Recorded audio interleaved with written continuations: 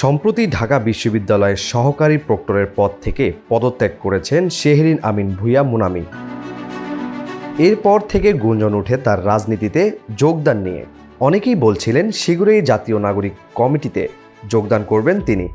এবার এ বিষয়ে খোলামেলা আলোচনা করেছেন এই শিক্ষিকা।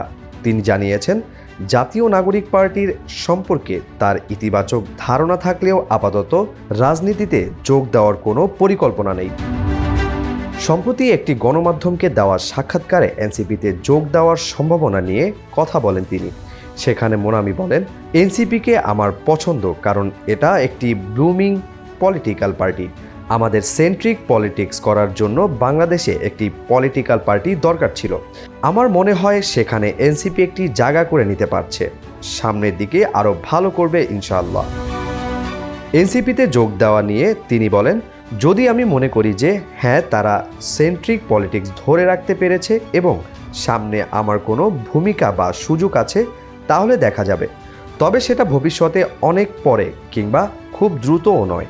তবে আপাতত রাজনীতিতে যুক্ত হওয়ার পরিকল্পনা নেই বলেও স্পষ্ট করেন মুনামি। তিনি বলেন, আমি এর আগেও আরেকটি ইন্টারভিউতে বলেছিলাম যে আমি রাজনীতিতে আসতে চাই না। আমি এখনও সেটাই মেনটেন করছি, আমি আসতে চাই না। এর আগে সোমবার ঢাকা বিশ্ববিদ্যালয়ের সহকারী প্রক্টরের পদ থেকে পদত্যাগ করেন শেহরিন আমিন ভূঁইয়া মুনামি। এদিন বেলা 11টার দিকে নিজের ফেসবুক পোস্টে তিনি পদত্যাগের বিষয়টি নিশ্চিত করেন। ইউএফটি ফার্স্টের সাথে ট্রেড করুন যে কোনো জায়গা থেকে। ক্যাম্পাসে ক্লাসের ফাঁকে, ঢাকার জ্যামে বসে কিংবা ঘরে বসে, ট্রেডিং এখন হাতের মুঠোয়। তাই ট্রেড করুন যখন খুশি, যেখানে খুশি।